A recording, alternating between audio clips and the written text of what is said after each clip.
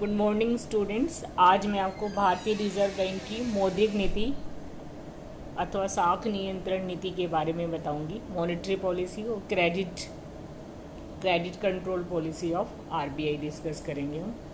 भारतीय reserve bank का जो सबसे महत्वपूर्ण कार्य देश में साख की व्यवस्था को नियमन एवं नियंत्रण करना है। साख की मात्रा में जो विस्तार और संकुचन है, देश में तेजी और मंदी की अवस्था को देखते हुए वो देश में साख की मात्रा को नियंत्रित करता है। भारत जैसे विकासशील देश में साख नियंत्रण का मुख्य उद्देश्य है कि देश में आर्थिक विकास, स्थिरता के साथ आर्थिक विकास करना, स्थिरता रहे और उसमें आर्थिक विकास करना, मतलब जो ऊंचा वजन है, तेजी मंदी है, उसको कम करते हुए देश का आर्थिक विकास करना। इस उद्देश्य को ध्यान में रखते हुए रिजर्व बैंक अपनी मौद्रिक नीति और साख नियंत्रण नीति का निर्माण करता है। अगर मौद्रिक नीति का अर्थ देखें तो केंद्रीय बैंक द्वारा मुद्रा प्रसार एवं मुद्रा संकुचन के प्रबंध को ही मौद्रिक नीति कहते हैं। मतलब देश में मुद्रा की मात्रा मांग और पूर्ति के अनुरूप बनी रहे वस्तु की, और उसमें मुद्रा प्रसार है तो उस मात्रा को कम किया जाए, साख की मात्रा को, और संकुचन है अगर मुद्रा में तो साख की मात्रा को बढ़ाया जाता है और मुद्रा संकुचन किया जाता है। प्रोफेसर हैरी के अनुसार मौद्रिक नीति से आशय केंद्रीय बैंक की उस नियंत्रण नीति से है जिसके माध्यम से केंद्रीय बैंक सामान्य आर्थिक नीति के उद्देश्यों को प्राप्त करने के लिए देश की जो इकोनॉमिक पॉलिसी है, आर्थिक नीति है, उसको प्राप्त करने के लिए मुद्रा की जो पूर्ति पर नियंत्रण करता है। तो मुद्रा की पूर्ति मतलब वही मुद्रा के प्रसार एवं मुद्रा के संकुचन के का प्रबंध करता है, उसको नियंत्रित करता है। मुद्रा और साख की, मुद्रा में मुद्रा भी आती है जो कागजी मुद्रा है, धातु मुद्रा, और उसके अलावा साख जो है क्रेडिट जो बैंकों के द्वारा प्रदान किया जाता है, वो सब इसके अंतर्गत आता है। तो मुद्रा एवं साख की मात्रा को रिजर्व बैंक जो है वो कंट्रोल करता है ताकि देश का आर्थिक विकास हो सके और स्थायित्व के साथ आर्थिक विकास हो सके। ये मूल्य को नियंत्रित किया जा सके, मूल्यों में ज़्यादा वृद्धि ना हो और ना ही मंदी का दौर आए। तो दोनों को के हिसाब से वो अपनी मौद्रिक नीति में परिवर्तन करता रहता है। उसे लगता है कि देश में मंदी है, मंदी आ गई है, तो उस मंदी को कम करने के लिए रिजर्व बैंक क्या करेगा, साख की मात्रा को बढ़ाने की कोशिश करेगा, ब्याज दर को कम कर देगा ताकि लोग ज़्यादा से ज़्यादा ऋण ले, उसे उत्पादन ज़्यादा होगा और मंदी क्या होगी, कम हो जाएगी। अगर देश में तेजी का दौर है, तेजी बहुत ज़्यादा है, तो उसको मूल्य बढ़ रहे हैं और सप्लाई कम है, तो रिजर्व बैंक क्या करेगा, जो ब्याज की दर है उसको बढ़ा देगा। ब्याज की दर बढ़ने से लोग साख कम लेंगे, उससे मांग कम हो जाएगी और जो तेजी है वो क्या हो जाएगी, कम आएगी। जो वृद्धि, जो मुद्रा इन्फ्लेशन है वो क्या हो जाएगा, कम हो जाएगा। तो इसका नेक्स्ट मौद्रिक नीति के क्या उद्देश्य है, मौद्रिक नीति देश की अर्थव्यवस्था में क्या भूमिका निभाता है। तो मौद्रिक नीति के उद्देश्य देश का तीव्र आर्थिक विकास करना, उत्पादन के लिए जो भी वित्त है उसकी व्यवस्था करना, राज्य की सरकारी क्षेत्र, सरकारी उपक्रमों के लिए करना, उनको ऋण देना, और निजी क्षेत्र में भी ऋण प्रदान करना। कीमतों में स्थायित्व लाना, कीमतों में ज़्यादा वृद्धि ना हो उसके लिए मुद्रा की मात्रा को वो नियंत्रित करता है। विनिमय दर, अपनी देश का दूसरे देशों की मुद्रा में मूल्य, उसमें स्थायित्व लाना कि उसमें बहुत ज़्यादा कमी नहीं आए, मूल्य ना गिरे। रुपये, जो देश का रुपये है हमारे देश में, तो रुपये का जो डॉलर में मूल्य ना गिरे। उत्पादन के साधनों को पूर्ण रोजगार मिले, इसके लिए आर्थिक विकास करना, आर्थिक विकास के लिए साधनों को जुटाना, मतलब उसके लिए वित्त की व्यवस्था करना, और ताकि लोगों को रोजगार मिल सके। आर्थिक स्थायित्व, देश में जो तेजी और मंदी ना हो, देश का आर्थिक स्थायित्व के साथ विकास करना। ऊंचा वजन जो होते हैं उनको कम करना। मुद्रा की तटस्थता को बनाए रखना, सरकार जो भी ब्याज दरों में कमी या वृद्धि करती है उसका मुद्रा पे कोई प्रभाव नहीं पड़ना चाहिए। मुद्रा का जो रोल है वो तटस्थ होना चाहिए। मुद्रा को इस प्रकार नियमित रखना चाहिए कि कुल उत्पादन, वस्तु और सेवाओं की कीमतें वैसी रहे जैसे कि मुद्रा विहीन समाज में होगी। तो मुद्रा की तटस्थता को बनाए रखना भी एक इसका मुख्य उद्देश्य है।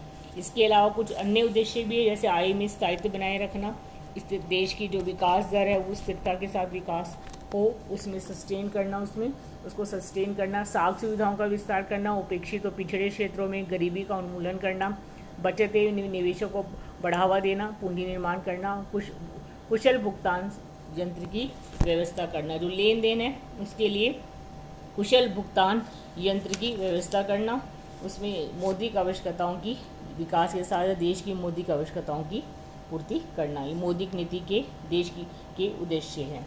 तो मौद्रिक नीति के उद्देश्यों को प्राप्त करने के लिए, ये आर्थिक नीति के भी यही उद्देश्य हैं, इनको प्राप्त करने के लिए मौद्रिक नीति के लिए मौद्रिक नीति में कई तरह के उपकरण और तकनीक प्रयोग में लाई जाती है। रिजर्व बैंक कई तरह के उपकरण प्रयोग में लाता है, जिनको हम दो भागों में बांट सकते हैं। एक तो साख के नियंत्रण के उपकरण और दूसरा साख सुविधा विस्तार के उपकरण। तो हम जो मेन पढ़ेंगे साख नियंत्रण के उपकरण, कि साख को रिजर्व बैंक किस प्रकार नियंत्रित करता है। साख मैंने आपको पिछली क्लास में बताई थी, साख का मतलब होता है उधार देना, विश्वास। ठीक है, विश्वास के आधार पर साख उधार दी जाती है और जमानत के आधार पर भी साख दी जाती है। साखों का जो सर्जन होता है बैंकों के द्वारा किया जाता है। बैंक ना केवल ऋण प्रदान करते हैं, साख प्रदान करते हैं, बल्कि वो साख का निर्माण भी करते हैं व्युत्पन्न जमाओं के द्वारा। ये मैंने आपको लास्ट क्लास में हमने डिस्कस किया था। तो अब हम पढ़ेंगे कि रिजर्व बैंक किस प्रकार साख को नियंत्रित करता है। साख को नियंत्रित मतलब देश में जो मुद्रा का विस्तार एवं संकुचन रिजर्व बैंक किस प्रकार करता है। तो साख नियंत्रण की जो विधियां हैं, उसको भारतीय रिजर्व बैंक ने दो तरह की विधियां अपनाता है। उसको हम दो भागों में बांटेंगे, एक तो मात्रात्मक विधियां और दूसरी है गुणात्मक विधियां। जिसको मात्रात्मक विधियां मीन्स क्वांटिटेटिव मेथड्स, जैसे नाम से ही क्लियर है। रिजर्व बैंक मात्रात्मक जो विधियां हैं वे विधियां होती है जो साख की मात्रा को डायरेक्ट रूप से प्रभावित करती है। मतलब साख की मात्रा में सीधे कमी अथवा वृद्धि की जाती है मात्रात्मक विधियों का प्रयोग करके। जैसे आप चार्ट में देख भी रहे हैं, इसे मुख्य रूप से बैंक दर नीति अपनाई जाती है, खुले बाजार की क्रियाएं, नकद कोष अनुपात के द्वारा, वैधानिक तरल अनुपात के द्वारा, और जो रिपो दर है, रिवर्स रेपो दर, उसमें परिवर्तन करके रिजर्व बैंक जो होता है साख की मात्रा को नियंत्रित करता है। इसके अलावा रिजर्व बैंक गुणात्मक साख नीतियों को भी अपनाता है। गुणात्मक साख नीतियाँ क्वालिटेटिव मेथड्स होते हैं। इसमें चयनित साख नियंत्रण, साख की राशनिक, नैतिक अनुनय, प्रत्यक्ष कार्यवाही, ऋणों पे प्रतिबंध आदि विधियों का प्रयोग किया जाता है। इसमें साख की मात्रा को प्रत्यक्ष रूप से प्रभावित नहीं किया जाता, लेकिन साख का प्रयोग किस प्रकार करना है और किन लोगों को ऋण देना है और किन क्षेत्रों में ऋण देना है, तो इसमें साख की प्राथमिकताएं डिसाइड की जाती है और इसमें साख के जो उपयोग और दिशा उस पर नियंत्रित किया जाता है कि साख जो देश का ऋण है, जो बैंकों द्वारा ऋण दिया जा रहा है, वो देश के आर्थिक विकास में सहयोग करे, ना कि सट्टेबाजी आदि की क्रियाओं को बढ़ावा दे। तो रिजर्व बैंक साख को नियंत्रित करने के लिए मात्रात्मक और गुणात्मक विधियों को प्रयोग में लाता है। साख नियंत्रण की जो मात्रात्मक विधि है, उसमें सबसे पहली जो विधि है वो है बैंक दर नीति। बैंक दर से आशय उस न्यूनतम दर से जिस दर पर रिजर्व बैंक जो व्यापारिक बैंकों को की जो प्रथम श्रेणी की जो प्रतिभूति हैं, उनके बिल्स वगैरह, उनकी पुनः कटौती करता है। इसका मतलब जैसे रिजर्व बैंक से किसी ने मतलब जिसके पास बिल्स थे, उसने रिजर्व बैंक से उसकी कटौती कराई, डिस्काउंट कराया। मतलब 3 महीने बाद उसकी पेमेंट मिलनी है, लेकिन उसको पैसों की जरूरत थी उसको, तो उसने रिजर्व बैंक से कटौती कराई। तो रिजर्व बैंक उस पर कुछ जो डिस्काउंटिंग अमाउंट है उसको काट के उनको पैसा दे देता है। तो 3% भी हो सकता है, 4% भी, 5 भी, 6 भी, 7। उसके बाद बैंक जिस दर से बैंक अब व्यापारी बैंकों ने किया, तो रिजर्व बैंक अगर व्यापारी बैंकों को फर्दर ऋण की आवश्यकता है तो रिजर्व बैंक के पास जाते हैं। तो रिजर्व बैंक एक दर निर्धारित करता है, जिस दर पे रिजर्व बैंक क्या करता है, उन बैंकों की पुनः कटौती करता है। मतलब तो पैसा काट के बैंकों को वो अमाउंट दे देता है। एक तरीके से उधार का तरीका है। बिल को डिस्काउंट करना, बिल की पुनः कटौती करना या पुनः कटौती जो रिजर्व बैंक व्यापारी बैंकों के पास जो बिलों की पुनः कटौती करता है, ये एक तरीके से साख बैंकों को, व्यापारी बैंकों को ऋण देने का तरीका है। अगर बैंकों को ऋण इस तरीके से मिलेगा तो बैंक की जो साख क्षमता होती है वो बढ़ जाती है। तो इसमें अगर रिजर्व बैंक देश में साख की मात्रा पर नियंत्रण रखता है, यदि रिजर्व बैंक पूर्ति में बढ़ाना चाहता है साख की मात्रा को, तो वो क्या कर देगा, बैंक दर को कम कर देगा। इसे सस्ती साख नीति कहेंगे। तो बैंक दर से कम करने से होगा कि बैंकों के द्वारा अधिक साख निर्माण किया जाएगा, क्योंकि जनता के पास और अधिक रुपया उनके हाथों में आ जाता है। और यदि रिजर्व बैंक मुद्रा की पूर्ति को घटाना चाहता है तो वह बैंक दर को बढ़ा देता है। इसे महंगी साख नीति कहते हैं।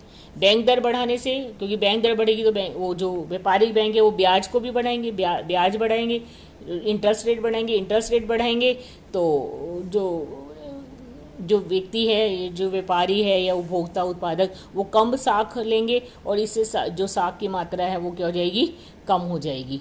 तो रिजर्व बैंक की जो है वो समय समय पर ही बैंक दर नीति में परिवर्तन करता रहता है। आवश्यकता के अनुसार अगर साख की मात्रा को बढ़ाना है देश में तो ये बैंक दर नीति को कम कर देता है, और साख की मात्रा को अगर कम करना है तो ये बैंक दर नीति को बढ़ा देता है। इसमें समय समय पर परिवर्तन किए गए हैं। रिजर्व बैंक की स्थापना के समय ये 3% थी, उसके बाद इसे समय समय पर इसमें आवश्यकता अनुसार इसे कम या अधिक किया गया है। और वर्तमान में जो 6 अगस्त 2020 को बैंक जो दर है वो 4.65% है, 4.65% है।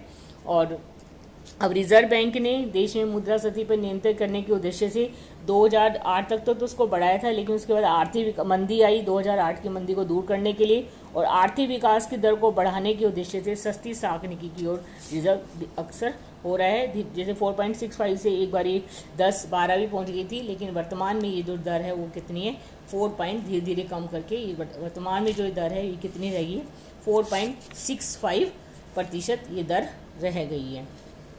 ठीक है। सेकंड है खुले बाजार की क्रियाएं। खुले बाजार की क्रियाएं, खुले बाजार की क्रियाएं में मतलब के द्वारा रिजर्व बैंक खुले बाजार की क्रियाओं के साथ से केंद्रीय बैंक द्वारा साख नियंत्रण के उद्देश्य से प्रथम श्रेणी के जो बिल हैं, सरकारी प्रतिभूतियां और प्रतिज्ञा पत्र, उनका क्रय विक्रय करता है। जब रिजर्व बैंक को साख की मात्रा पर अंकुश लगाना होता है, मतलब साख का संकुचन करना होता है, तो खुले बाजार में वो जो सरकारी प्रतिभूतियां, बिल है, उनका विक्रय करता है। विक्रय करने से क्या होगा, जब वो विक्रय करेगा तो लोग वो खरीदेंगे, और इससे वाणिज्य बैंक और जनता की जो क्रय, वाणिज्य बैंक खरीदेंगे या जनता खरीदेगी, उसकी जो क्रय शक्ति है, मतलब वो खरीदेगा तो उनका पैसा तो रिजर्व बैंक के पास आ जाएगा और उनके पास बिल चले जाएंगे। तो ऐसे जो वाणिज्य बैंक है उनकी तरलता कम हो जाएगी और ऋण देने की क्षमता कम हो जाएगी। इसके विपरीत जब मुद्रा चलन में वृद्धि करना चाहती है, रिजर्व बैंक मुद्रा को बढ़ाना चाहता है, चलन मुद्रा को, तो बैंक जनता या वाणिज्य बैंकों आदि से प्रतिभूतियों का क्रय करता है। क्रय करने से क्या होता है, वाणिज्य बैंक की जो बिल है, प्रतिभूतियां या जनता की, वो क्रय करेगा तो पैसा जनता के पास चला जाएगा। ठीक है। तो जनता और बैंक की तरलता बढ़ जाएगी, उससे ऋण की क्षमता में भी बढ़ जाएगी। तो खुले बाजार की क्रियाओं का प्रयोग सरकार की ऋण नीतियों को सफल बनाने के लिए, सरकार को ऋण की आवश्यकता उसके लिए और आवश्यक धन उपलब्ध कराने के लिए किया जाता है। कई बार दोनों, मतलब बैंक रेट, बैंक दर और ये खुले बाजार की क्रियाओं, इनके द्वारा देश में मुद्रा की विस्तार और संकुचन करता है, मुद्रा की मात्रा को नियंत्रित करता है। तीसरा है नगद कोषानुपात में परिवर्तन। नगद कोषानुपात में परिवर्तन, वाणिज्य बैंक को अपनी जमाओं का जो निश्चित भाग रिजर्व बैंक के पास रखना पड़ता है, उसे नगद कोषानुपात कहते हैं, कैश रिजर्व रेशो। ठीक है। जब देश में साख की मात्रा कम करनी होती है तो रिजर्व बैंक सीआर को बढ़ा देता है, जिससे बैंक को साख नियंत्रण क्षमता कम हो जाती है। कैसे हो जाती है, मैंने आपको पहले भी समझाया था कि जो बैंक होते हैं वो सीआर प्रतिशत अपने पास रख के बाकी का अमाउंट ऋण साख के रूप में देंगे। तो अगर उसको साख की मात्रा को कम करना है तो सीआर को बढ़ा देगा, तो बैंकों के पास पैसा कम रह जाएगा, क्योंकि 10 से अगर सपोज 5% दी, 5 से 10 कर दी, तो अब पहले तो 100 में से 95 रुपये उधार दे सकते थे, अब 90 ही दे पाएंगे, तो इससे बैंक की साख क्षमता कम हो जाएगी। और अगर वो इसके भी जब वो साख की मात्रा को बढ़ाना चाहता है तो सीआर को कम कर देगा, कम कर देने से उनकी साख करने की क्षमता, बैंकों की साख निर्माण की क्षमता बढ़ जाती है। ठीक।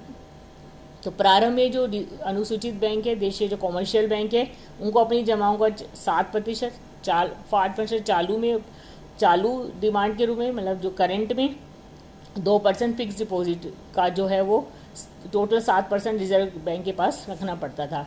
लेकिन इसमें समय समय परिवर्तन किए गए, इसको बढ़ाया भी गया। एक बार तो ये 1989 में ये 15% हो गई थी, लेकिन उसके बाद धीरे धीरे इसमें कमी आई है, और वर्तमान में 6 अगस्त 2020, मतलब जो वर्तमान जो हमारी जो मैंने जो लास्ट ली है वो जो आई है वो 6 अगस्त 2020 की है, उसमें सीआर कितनी है, 3% है। मतलब अब रिजर्व बैंक, आप देखो ये हर चीज़ में रिजर्व बैंक जी इसको कम कर रहा है। मतलब अब रिजर्व बैंक चाहता है देश में ज़्यादा से ज़्यादा विकास हो, पूंजी निर्माण हो। ठीक है। तो इसमें अब जो सस्ती मतलब साख नीति की ओर अक्सर हुआ है, और साथ साथ में रिजर्व बैंक देश में ज़्यादा से ज़्यादा साख निर्माण की ओर बढ़ावा मिल रहा है, क्योंकि ठीक है, क्योंकि महंगाई पे भी नियंत्रण रखना चाहता है रिजर्व बैंक, समय समय पे उसमें भी करता रहता है, लेकिन अभी थोड़ा विकास के लिए ज़्यादा फंड चाहिए, तो रिजर्व बैंक जो है सस्ती साख नीति के साथ साथ अपने जो CR है, कैश रिजर्व रेशो, नेक्स्ट हम पढ़ेंगे वैधानिक तरल कोष अनुपात, उस सबको कम कर रहा है 2008 की मंदी के बाद। ठीक है। फोर्थ है वैधानिक तरल कोष अनुपात में परिवर्तन, इसको स्टैट्यूटरी लिक्विडिटी रेशो भी बोलते हैं, वैधानिक तरल कोष अनुपात SLR। तो वाणिज्य बैंकों को अपनी कुल जमाओं का जो भाग तरल रूप में रखना पड़ता है, तरलता के रूप में, लिक्विडिटी के रूप में, इसमें नगद बैंकों के पास जो जमाएं हैं वो आ जाएंगी, याचना राशि जो है वो आ जाएगी, विनिमय बिल है, सरकारी प्रतिभूतियाँ जैसे वो जब जरूरत हो आसानी से 2-3 महीने में बेच सकते हैं, कम अवधि में अपने पास रखना आवश्यक होता है, उसे तरल कोष अनुपात कहते हैं। तो वर्तमान में जो है ये 18.50% है। इस साल में वृद्धि करके रिजर्व बैंक वाणिज्य बैंकों की साख क्षमता में वही वृद्धि को कम या ज़्यादा करके वृद्धि अथवा कमी कर सकता है। अगर रिजर्व बैंक SLR को बढ़ा देगा तो वाणिज्य बैंकों की साख क्षमता क्या हो जाएगी, कम हो जाएगी, क्योंकि अगर 30% उन्हें अगर चलो 20% सपोज है ना, 20% SLR रखना है तो 80% ही दे पाएंगे वो ऋण। अगर उन्हें 25% रखना है, बढ़ाता है, तो अब वो 75% ही ऋण दे पाएंगे, तो इससे रिजर्व बैंक की साख क्षमता कम हो जाएगी। इसके विपरीत अगर वो साख क्षमता को बढ़ाना चाहता है, देश में मुद्रा का चलन मुद्रा में बढ़ाना चाहते हैं रिजर्व बैंक, तो वे SLR को कम कर देता है। ठीक है। तो इसे बोलते हैं SLR में परिवर्तन, वैधानिक तरल कोष अनुपात में परिवर्तन। तो इन सब में वो रिजर्व बैंक परिवर्तन करके देश में साख की मात्रा को नियंत्रित करते हैं। उसके बाद रिपो दर, यह वह दर होती है जिसपे रिजर्व बैंक व्यापारी बैंकों को पूर्व निर्धारित प्रतिभूतियों की जो अतिरिक्त जमानत पर, वो जमानत के आधार पर अल्पकालिक ऋण प्रदान करते हैं। तो व्यापारिक बैंक जो ऋण प्रदान करता है उसे रेपो रेट कहते हैं। रिपो दर में वृद्धि करके मुद्रास्फीति पर नियंत्रण किया जा सकता है, क्योंकि अगर इसको बढ़ा देंगे तो बैंक कम ऋण लेंगे और उससे जो है मुद्रा जो बढ़ रही है देश में महंगाई, उस पर नियंत्रित हो जाएगा। और जबकि मंदी के निवारण में मंदी है तो ये दर घटा दी जाती है और वर्तमान में रेपो रेट 4% है। इसके बाद रिवर्स रेपो रेट इसका उल्टा है, जिस ब्याज दर पर देश का रिजर्व बैंक व्यापारी बैंकों के अतिरिक्त तरल कोष अनुपातों को जमा के रूप में स्वीकार करता है, उसमें तो वो ऋण देता है और ये जमा के रूप में स्वीकार करता है, उसे रिवर्स रेपो रेट कहते हैं। तो इसमें उल्टा होगा, जब मुद्रास्फीति में नियंत्रण के लिए रिवर्स रेपो रेट को बढ़ा दिया जाता है और मंदी में क्या कर देंगे, घटा दिया जाएगा। और वर्तमान में रिवर्स रेपो रेट 3.35% है। ठीक है। इन मात्रात्मक विधियों के साथ साथ रिजर्व बैंक गुणात्मक विधियों को भी प्रयोग में लाते हैं, जिनके क्वालिटेटिव मेथड्स हैं। ये विधियां देश में साख की मात्रा को प्रभावित ना करके साख के उपयोग या प्राथमिकता या लागत को प्रभावित करती है कि साख का प्रयोग किन क्षेत्रों में करना है।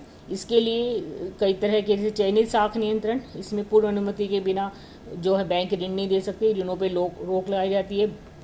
भिन्न भिन्न क्षेत्रों के लिए, जैसे कृषि के लिए अलग, उद्योग के अलग, आयात निर्यात के लिए अलग अलग दर कटौती दर निर्धारित की जाती है। मूल्यांकन निर्धारण कम या ज़्यादा कर दिया जाता है और आयात से पूर्व जमा कराए जाते हैं।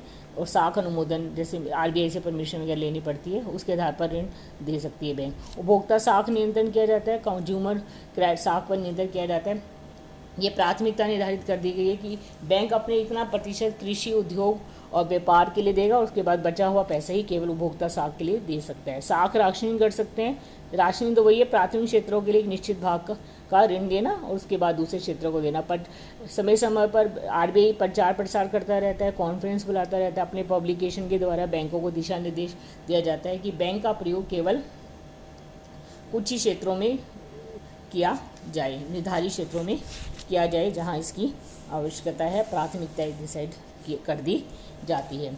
इसके अलावा रिजर्व बैंक प्रत्यक्ष कार्यवाही भी कर सकता है। अगर कोई बैंक रिजर्व बैंक को लग रहा है कि उसकी गाइडलाइंस फॉलो नहीं कर रहा, तो वो उस पर अनुशासनात्मक कार्यवाही भी करता है रिजर्व बैंक। ठीक है। तो ये कई तरह की विधियां हैं जो रिजर्व बैंक अपनाता है देश में मुद्रा एवं साख की मात्रा को नियंत्रित करने के लिए। और इसके अलावा साख सुविधा के विस्तार अगर करना चाहता है रिजर्व बैंक देश में, जब साख सुविधा के लिए बढ़ाता है देश में, तो उसके लिए वित्तीय संस्थाओं की स्थापना की गई है, उनका संचालन विस्तार किया गया है, बैंक शाखाओं का बढ़ाई गई है, चलन मुद्रा का विस्तार किया जाता है, नए नोट भी छापे जाते हैं, बिल बाजार का विकास किया जाता है ताकि ज़्यादा से ज़्यादा लोग वहाँ पर पूंजी निवेश करें। सरकारी प्रतिभूतियों में बैंक निवेश करता है, जिसे निवेश करने से जो पैसा है सरकारी प्रतिभूतियों में आने से मार्केट में चलन में आ जाता है। प्राथमिक क्षेत्रों में ऋण सुविधाएं दी जा रही है, गरीबी निवारण के लिए भी ऋण उपलब्ध कराया जाता है और चयनित पुनः कटौती सुविधा प्राथमिक क्षेत्रों के लिए रिजर्व बैंक शुरू करता है। तो रिजर्व बैंक जो है देश की मौद्रिक नीति में एक महत्वपूर्ण भी आर्थिक विकास में मौद्रिक नीति के द्वारा महत्वपूर्ण भूमिका निभाता है। तो रिजर्व बैंक की अगर मौद्रिक नीति देखें तो इसकी ये सफल रही है। आर्थिक विकास के लिए वित्तीय व्यवस्था की गई है। घाटे की वित्तीय व्यवस्था के द्वारा रिजर्व बैंक सरकार को फंड उपलब्ध करा रहा है, केंद्रीय और राज्य सरकार को, ताकि देश में आर्थिक विकास हो सके। कृषि उद्योग निर्यात व्यवसाय की वित्तीय आवश्यकताओं की पूर्ति करता है रिजर्व बैंक। इसके लिए कई संस्थाएं, वित्तीय संस्थाओं की स्थापना भी गई है। बैंकों का विस्तार किया गया है। ग्रामीण क्षेत्रों में बैंकों को बढ़ाया गया। एक सुदृढ़ बैंकिंग ढांचा देश में विकसित हो गया है। प्रगतिशील विकासात्मक कार्यों में, विकास कार्यों में, प्रोग्रेसिव कार्यों में रिजर्व बैंक सलाह देता है और फंड उपलब्ध कराता है। विदेशी विनिमय कोषों में वृद्धि हुई है मौद्रिक नीति के द्वारा। देश में पूंजी निर्माण बढ़ा है। लोगों में पैसा बचत और इन्वेस्टमेंट करने की प्रवृत्ति बढ़ी है। मौद्रिक व्यवस्था में भी लोचता देखने को मिलती है। इसमें देश की परिस्थितियों के अनुसार समय समय में परिवर्तन किया जा सकता है। सुलभ ब्याज दर नीति अपनाई है, लोगों को आसानी से साख उपलब्ध हो सके। लेकिन कुछ फिर भी अगर देखें तो मौद्रिक नीति पूर्ण रूप से सफल नहीं हुई है। विकास जो है वो धीमा रहा है। आर्थिक अस्थिरता देखने को मिल रही है देश में। कभी मंदी और तेजी का दौर आ जाता है। मूल्य बढ़ रहे हैं वस्तुओं की। निर्धनता पे पूरी तरह से कंट्रोल नहीं हो पाया है। देश में अभी भी निर्धनता ग्रामीण क्षेत्रों में स्पेशली देखने को मिलती है। मुद्रा का भी आंतरिक एवं बाह्य मूल्य गिरा है। उसकी परचेजिंग पावर कम हुई है। और संगठित मुद्रा बाजार का अभी तक विकास नहीं हुआ है। वहाँ पर एकरूपता भी नहीं है। तो इस प्रकार हम कह सकते हैं कि रिजर्व बैंक जो है वो अपने इस आंशिक रूप से सफल हुआ है। देश में आर्थिक विकास तो हुआ है, लेकिन रिजर्व बैंक महंगाई रोकने, निर्धनता निवारण में सफल रहा है। तो इसकी सफलता के लिए देश के कुछ कारण, परिस्थितियां उत्तरदायी हैं, जिसके कारण मौद्रिक नीति जो है उसकी मौद्रिक नीति में कुछ कमियां हैं, मतलब बाधाएं मौद्रिक नीति में उत्पन्न हो रही है। तो वो एक तो देश में संगठित मुद्रा बाजार नहीं है। संगठित और असंगठित मुद्रा बाजार, असंगठित जो महाजन वगैरह लेते हैं उसमें समन्वय नहीं है। विकसित बिल बाजार भी नहीं है। स्वीकृत कटौती गैरहा का धीमा विकास हुआ है। संतुलित और पर्याप्त बैंकिंग सेवाएं का अभाव है। ग्रामीण क्षेत्रों में अभी भी बैंकिंग सेवाएं पूर्ण रूप से विकसित नहीं है। ब्याज दरों में भी भिन्नता मिलती है। अलग अलग इंस्टीट्यूशंस द्वारा अलग अलग ब्याज दरें हैं। ऋणों की मौसमी मांग है, किसी में मांग बढ़ जाती है और कभी किसी मौसम में मांग अधिक हो जाती है। रिजर्व बैंक इसको कंट्रोल नहीं कर पाया है। मौद्रिक नीति और राजकोषीय नीति में भी समन्वय का अभाव है। राजकोषीय नीति सरकार के द्वारा घोषित की जाती है और मौद्रिक नीति RBI, तो कई बार उसमें समन्वय नहीं है। और आर्थिक विकास की अवस्था भी, भारत विकासशील अर्थव्यवस्था में, इसलिए मौद्रिक नीति पूरी तरह से मौद्रिक नीति पूर्ण रूप से सफल नहीं हो पाई है। बैंकिंग आते अभी भी लोग अपना पैसा बैंकों में जमा नहीं कराते, अपने पास कैश में रखना पसंद करते। पूर्ण रूप से बैंकिंग आते डेवलप नहीं हुई है। और मुद्रा बाजार में भी ब्याज दरों में लोचशीलता का अभाव है। अगर रिजर्व बैंक अपनी बैंक रेट कम भी कर देता है तो उसका ब्याज दरों में जो असंगठित मुद्रा बाजार है वहाँ पर प्रभाव नहीं पड़ रहा। तो देश में मौद्रिक बैंक की जो अगर हम ओवरऑल देखें तो मौद्रिक नीति देश में मुद्रा की मात्रा को नियंत्रित करती है और देश के आर्थिक विकास में महत्वपूर्ण भूमिका निभा रही है। लेकिन अभी भी महंगाई बढ़ रही है, तो रिजर्व बैंक को अपनी मौद्रिक नीति को मौद्रिक नीति को सख्ती से लागू करना होगा और इसके को नई समय समय पे जो गाइडलाइंस है बैंकों को देती रहनी होगी। Okay, thank you.